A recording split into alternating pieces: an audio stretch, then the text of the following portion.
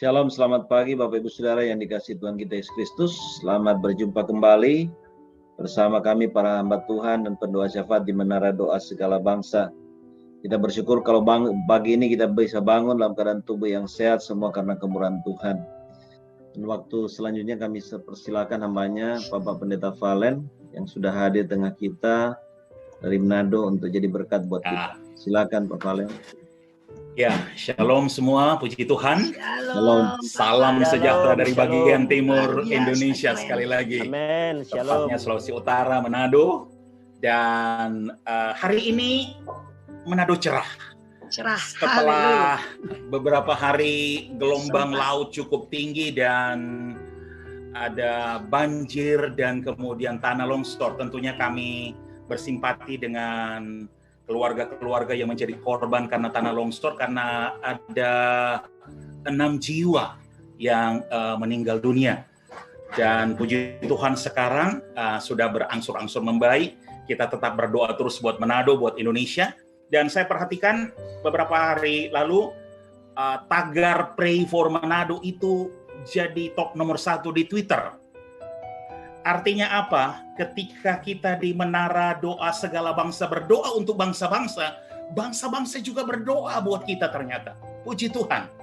Dan sekali lagi terima kasih. Haleluya. Terima kasih sekali lagi buat Pak Pendeta Yeskiel Hebron, buat Ibu Mauren yang memberikan kesempatan kepada saya untuk membagikan kebenaran firman Tuhan. Nah, hari ini saya lihat ada juga para pendoa syafaat dari Manado bergabung. Ada Ibu Leonora Hulur, ada Ibu Olwin Montung, puji Tuhan. Dan ada Pak Yani dari Jambi. Pak Yani ini sebenarnya orang Manado, Bapak Ibu Saudara. Nah, Bapak Ibu Saudara yang dikasih oleh Tuhan, pagi hari ini saya tergerak untuk membagi kebenaran firman Tuhan yang saya percaya Bapak Ibu Saudara sebagai pendoa syafaat, sebagai hamba Tuhan sudah pernah tahu dengan hal ini. Tapi pagi hari ini saya pribadi tergerak untuk mengingatkan kita semua, untuk menyadarkan kita sekali lagi bahwa kita sudah ada di akhir zaman dan kita sedang bergerak untuk transformasi, kita sedang bergerak untuk the big fire revival. Haleluya. Amin.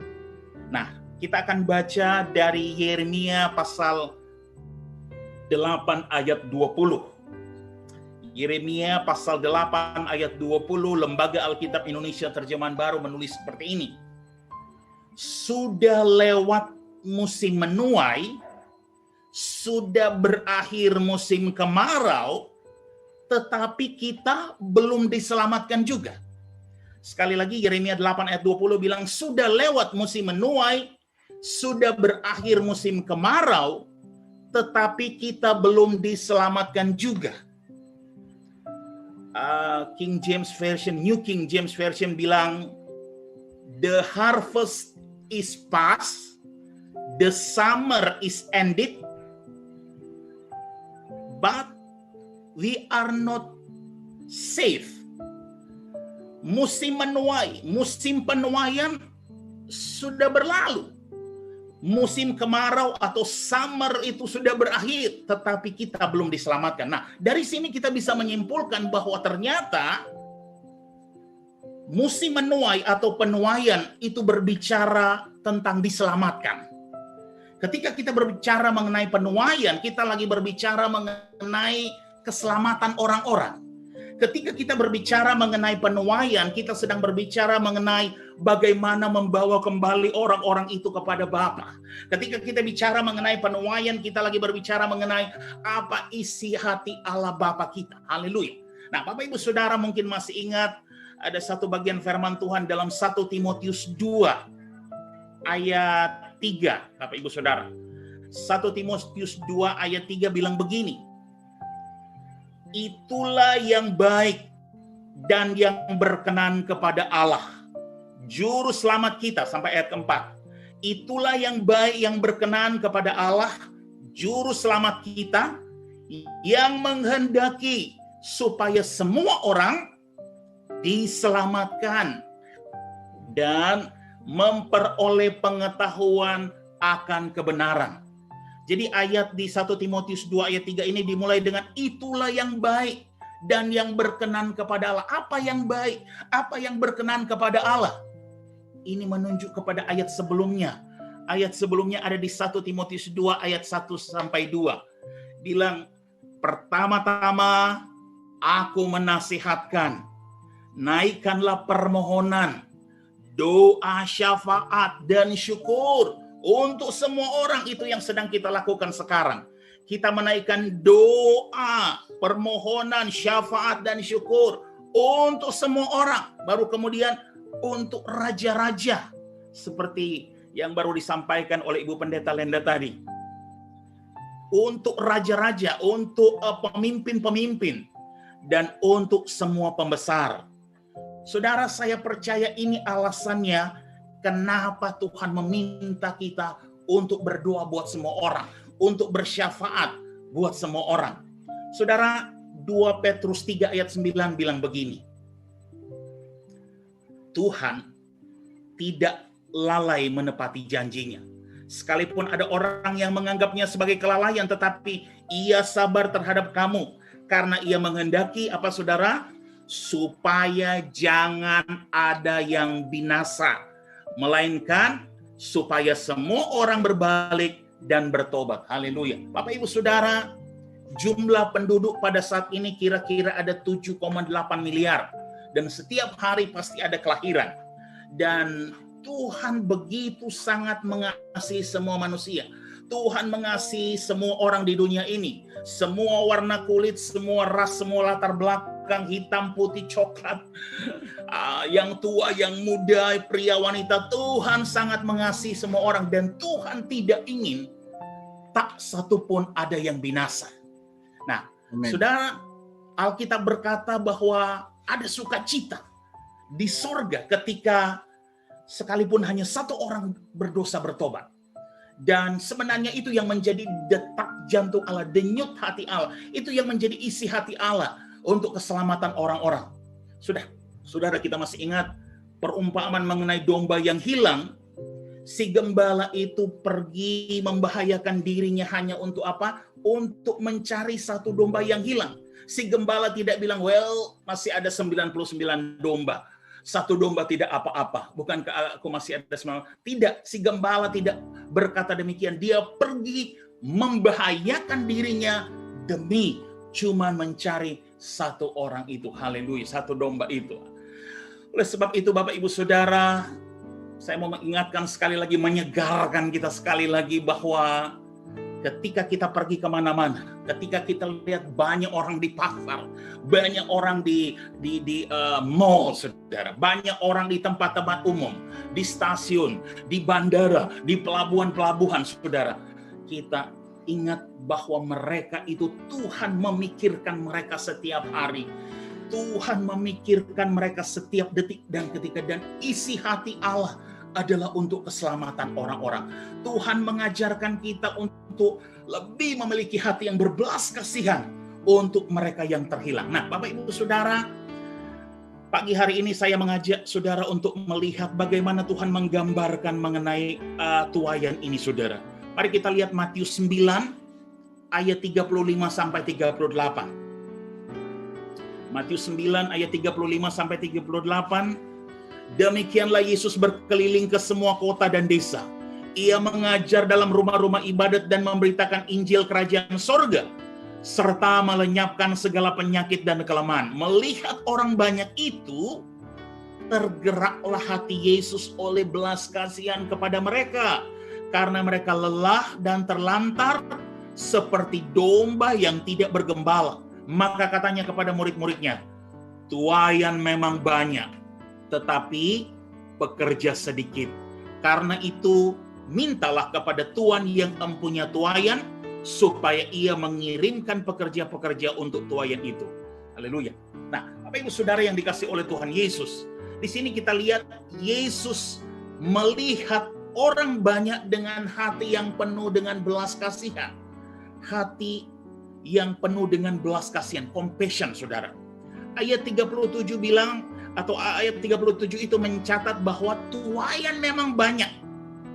Atau dengan kata lain, tuaian itu memang banyak sekali. Banyak sekali tuaian itu digambarkan, saudara. Tuaian itu ada di mana-mana, utara, selatan, timur, barat, ada banyak sekali.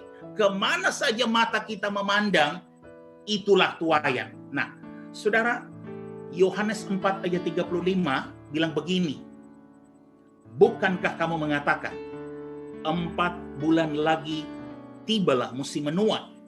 Tetapi aku berkata kepadamu, lihatlah sekelilingmu dan pandanglah ladang-ladang yang sudah menguning dan matang untuk dituai. Nah, saudara, apa kata Yesus di sini? Yang pertama, Yesus bilang tuayan itu banyak sekali. Dan kemudian yang kedua adalah tuayan yang banyak sekali itu sudah matang. Nah, kalau kita adalah petani atau kita seorang penuai yang sejati, kalau kita melihat tuayan yang sangat banyak dan tuayan itu sudah matang, kita pasti akan bersuka cita. Kalau kita petani sejati. Karena apa artinya kalau tuayan banyak dan sudah matang, itu artinya akan ada panen besar. Artinya akan ada panen besar, saudara. Akan banyak bahan makanan. Kalau kita kemudian setelah itu jual, akan banyak uang, saudara. Kita bisa beli HP baru, laptop baru untuk Zoom, saudara. Kita bisa beli mobil baru, rumah baru. Pasti, saudara, kita akan bersuka cita kalau tuayan banyak, apalagi sudah matang. Tidak ada orang yang mengeluh apabila dia memiliki tuayan yang banyak dan sudah matang, saudara. Jadi, apakah ada masalah dengan tuayan? Saudara, tidak ada masalah. Tuayan itu banyak sekali dan sudah matang. Sekarang apa masalahnya? Saudara, masalahnya adalah tuayan memang banyak, sudah matang lagi, tetapi apa? Pekerja sedikit. Matius 9 ayat 37 bilang begini, maka kata Yesus kepada murid-muridnya, tuayan memang banyak, tetapi pekerja sedikit.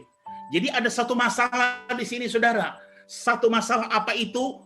Pekerja sedikit. Saudara, misalnya untuk memanen 10 hektar atau katakanlah 20 hektar padi di sawah, saudara.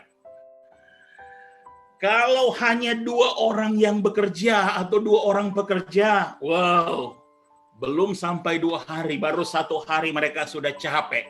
Mereka sudah kelelahan. Jadi saya mau bilang di sini Bapak Ibu Saudara, tidak ada masalah dengan tuayan. Yang menjadi masalah adalah penuai. Nah, saudara, hal yang selanjutnya saya mau bilang adalah kita kadang-kadang memiliki pola pikir yang negatif tentang tuayan. Saja saudara lihat dalam Yohanes 4 ayat 35. Bukankah kamu mengatakan 4 bulan lagi tibalah musim menuai? Tetapi aku berkata kepadamu, lihatlah sekelilingmu dan pandanglah ladang-ladang yang sudah menguning dan matang untuk dituai. Nah, saudara, di sini Yesus berkata kepada murid-murid, Yesus bilang, tuayannya sudah matang, sudah siap untuk dituai. Tetapi apa, saudara? Murid-murid di sini ternyata memiliki pola pikir yang berbeda. Murid-murid berpikir tuayan belum siap. Murid-murid berpikir tuayan belum matang sehingga mereka bilang nanti 4 bulan lagi. Jadi murid-murid memandang tuayan secara berbeda. Yesus memandang tuayan sudah matang, tapi murid-murid bilang tuayan belum matang. Saudara, mana yang benar kalau begitu? Yesus atau murid-murid? Pasti Yesus lah, saudara ya. Nah, Bapak Ibu Saudara, saya mau ajak saudara lihat kisah yang ada di Yohanes 4, saudara. Yohanes 4, karena panjang sekali, saya cuma akan bagikan beberapa bagian, saudara. Ini kita tahu sudah semua sebagai pendoa syafaat, hamba Tuhan, kita tahu Yohanes 4 ini berbicara mengenai Yesus, percakapan antara Yesus dengan perempuan Samaria. Jadi ada satu ketika Yesus datang ke satu tempat yang bernama Sikar, itu di daerah Samaria. Dan kemudian waktu itu datanglah seorang perempuan yang hendak mengambil air di sumur.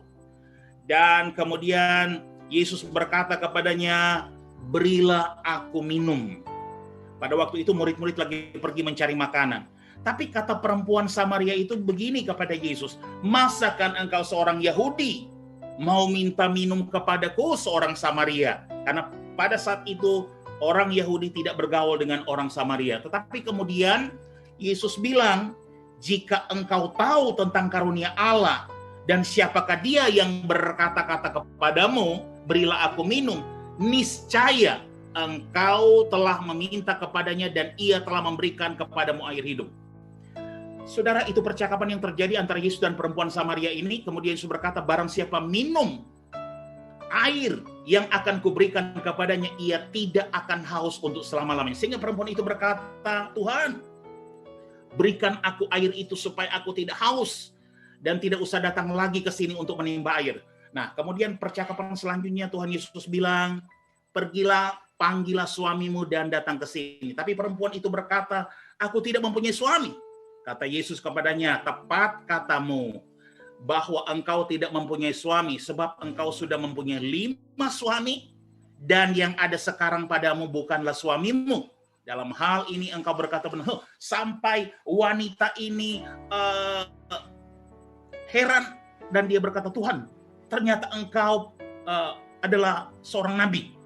Nah, akhirnya dia berlari pergi ke kampungnya, dia ceritakan semuanya, dan dia panggil semua orang kampung, saudara. Akhirnya orang kampung itu datang kepada Yesus. Nah, Bapak Ibu Saudara, luar biasa. Apa yang saya mau bilang di sini adalah, pertanyaannya, apakah wanita ini sudah siap dituai? Dari pembacaan kita yang pertama, apakah wanita ini sudah siap dituai, saudara? Syukur waktu itu murid-murid nggak ada di situ, saudara. Murid-murid sedang mencari makanan. Kalau murid-murid yang kira-kira, kalau murid-murid yang lebih dulu bertemu dengan wanita Samaria ini, mereka pasti tidak akan bicara dengan wanita Samaria ini. Karena apa? Ada 3 alasan. Yang pertama, seperti disebutkan tadi, pada waktu itu orang Samaria tidak bersahabat atau tidak berbicara dengan orang Yahudi. Dan yang kedua, pada masa itu wanita tidak bebas berbicara dengan pria. Dan yang ketiga, pasti dalam pikiran murid-murid mereka akan berkata, oh, dia ini orang berdosa, dia tidak bisa diselamatkan. Jadi bagi murid-murid, wanita ini tidak siap atau belum siap untuk dituai. Tetapi Yesus berbeda, Bapak Ibu Saudara. Yesus melihat apa yang ada di dalam hati wanita Samaria ini. Wanita Samaria ini sudah siap untuk dituai. Jadi Yesus memiliki pikiran yang berbeda dengan murid-muridnya. Pertanyaannya, sekarang, apakah pikiran kita seperti Yesus atau seperti murid-murid? Saudara, kalau pikiran kita seperti murid-murid, kita berpikir belum saatnya untuk menuai, masih tunggu beberapa saat lagi, saudara, itu adalah pikiran yang negatif, saudara. Kalau pemikiran kita selama ini masih berpikir seperti murid-murid, pertanyaannya, apakah kita mau berubah? Apakah kita mau membuang jauh-jauh alasan-alasan kita yang tidak mau memiliki pikiran seperti pikiran Kristus? Nah, Bapak Ibu Saudara yang dikasihi Tuhan Yesus, sebagai pendoa syafaat, sebagai hamba Tuhan, saudara, kita sedang bergerak menuju transformasi. Kita sedang bergerak menuju the big fire revival, seperti yang menjadi tujuan daripada menara doa segala bangsa ini. Nah, apa yang membuat sesungguhnya tuaian itu matang untuk siap dituai? Saudara, paling tidak ada 3 hal yang membuat tuaian itu matang dan siap dituai. Saudara mungkin masih ingat firman Tuhan dalam Roma 5 ayat 20 bilang begini. Tetapi hukum Tuhan ditambahkan supaya pelanggaran menjadi semakin banyak, dan di mana dosa bertambah banyak, di sana kasih karunia menjadi berlimpah-limpah, saudara. Luar biasa. Jadi kalau saya boleh katakan, saudara, salah satu yang membuat tuaian matang dan siap untuk dituai adalah anugerah Allah, kasih karunia Allah, grace of God. Tuhan memberikan kepada kita kasih karunia-Nya baru setiap pagi. Saudara, kasih karunialah, kasih karunia Tuhanlah yang membuat orang-orang itu mencari Tuhan. Amen. Saudara, kadang-kadang ketika kita bertemu dengan situasi, keadaan yang boleh dikatakan kita berhadapan dengan orang-orang yang mungkin kita anggap jahat karena ada banyak hal, mereka melakukan hal-hal yang nggak berkenan, sampai kita kadang-kadang bilang, aduh Tuhan, jamah orang-orang ini. Kenapa? Kadang-kadang kita punya pikiran, aduh Tuhan selesaikan saja. Seperti Yunus, saudara. Yunus disuruh ke Niniwe, dia lari ke Tarsis. Karena apa? Karena ternyata orang-orang Niniwe adalah musuhnya orang-orang Israel. Sampai dia bilang, oh Tuhan, tidak layak mereka itu diselamatkan. Musnahkan saja. Itu pola pikiran. Kadang-kadang kita juga pola pikiran seperti itu, saudara. Tapi saudara, cara Tuhan berbeda. Kasih karunia Tuhan itu, jalan Tuhan sangat berbeda dengan kita, saudara. Saudara, kadang-kadang kalau kita lihat ada banyak kejahatan, ada banyak orang melakukan kejahatan, kita bilang, aduh Tuhan, langsung selesaikan saja. Tapi kenapa bertambah? Karena Tuhan masih izinkan kasih karunia. Karena apa? Tuhan mau orang itu datang sendiri, bertobat sendiri, nggak usah dipaksa-paksa. Karena Tuhan tidak ciptakan kita seperti robot, saudara. Jam 6 atau jam 7 harus ada di Zoom, menara doa segala bangsa. Tuhan atur, enggak seperti itu. Tuhan berikan free will. Jadi Tuhan mau orang itu datang sendiri, kerinduan sendiri, datang kepada Tuhan, mengasihi Tuhan, dan bertobat sendiri. Sehingga kejahatan bertambah-tambah, tetapi kasih karunia-Nya bertambah-tambah, saudara. Agar apa? Agar orang itu sendiri bisa datang. Diberikan kesempatan supaya orang-orang bisa datang kepada Tuhan. Jadi hal pertama kalau saya boleh bilang, yang membuat tuaian itu matang, tuaian itu siap dituai adalah kasih karunia Allah, anugerah Allah, grace of God, saudara. Saudara, Efesus 2 ayat 8 bilang, sebab karena kasih karunia kamu diselamatkan oleh iman. Nah, hal yang kedua saya percaya yang membuat tuaian itu matang dan siap dituai adalah dosa, saudara. Dosalah yang membuat itu tuaian itu matang dan siap dituai. Maksud saya begini, karena dosa ada begitu banyak orang-orang lapar akan Allah. Tahukah saudara, banyak orang-orang yang sebenarnya sudah capek, sudah lelah, sudah bosan, sudah muak akan dosa, tetapi mereka tidak tahu jalan keluarnya, saudara. Mereka tidak tahu mereka harus keluar dengan seperti apa, saudara. Banyak orang yang sebenarnya sudah lama, sudah rindu dimerdekakan dari belenggu dosa, tetapi mereka tidak tahu harus kemana. Saya dan saudara adalah terang dan garam dunia. Kita memiliki Kristus, kita memiliki jawabannya. Saudara, saatnya kita bergerak transformasi menuju the big fire revival. Hal yang kedua itu, kemudian hal yang ketiga, saudara, saya percaya apa yang membuat tuaian matang dan siap untuk dituai adalah masalah, saudara.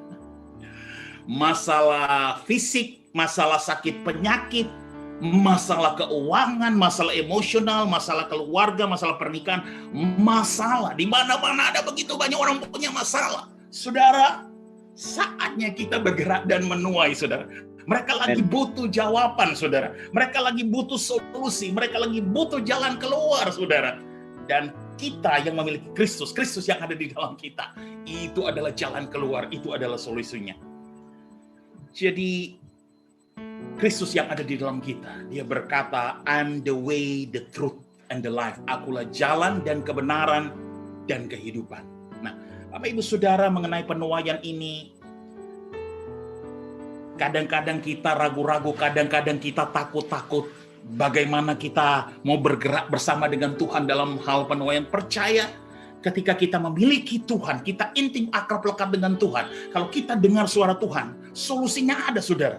Sebenarnya strategi untuk penuaian masih di dalam perjanjian lama sudah diberikan buat kita. Ini jalan keluar, ini adalah strategi atau metode atau jalan keluar untuk penuaian. Saudara, saya ajak saudara lihat Yesaya 28 ayat 23 sampai 25. Tuhan memberikan strategi kepada kita untuk penuaian, saudara.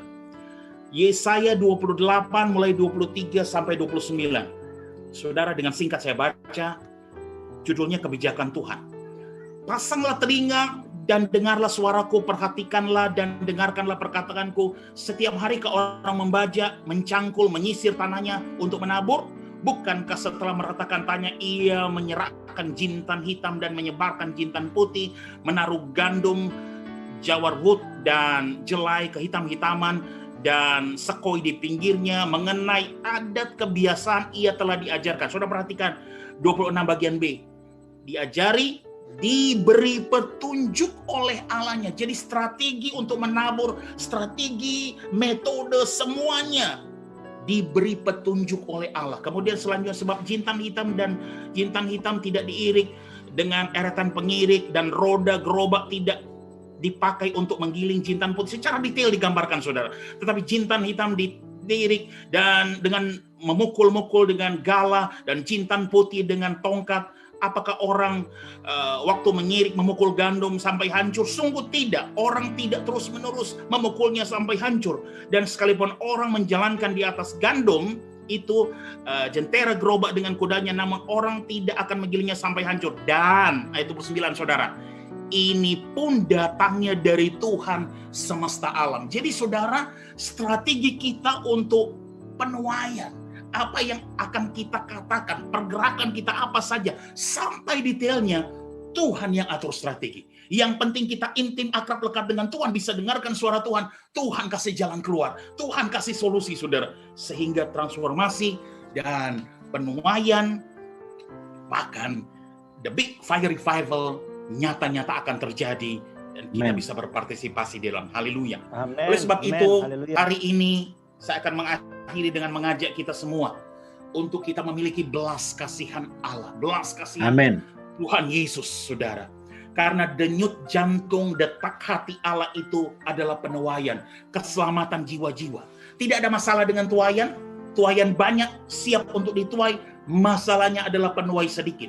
Dari sedikit itu memiliki pola pikir yang negatif pula untuk penuaian. Tetapi kita tidak boleh menyerah.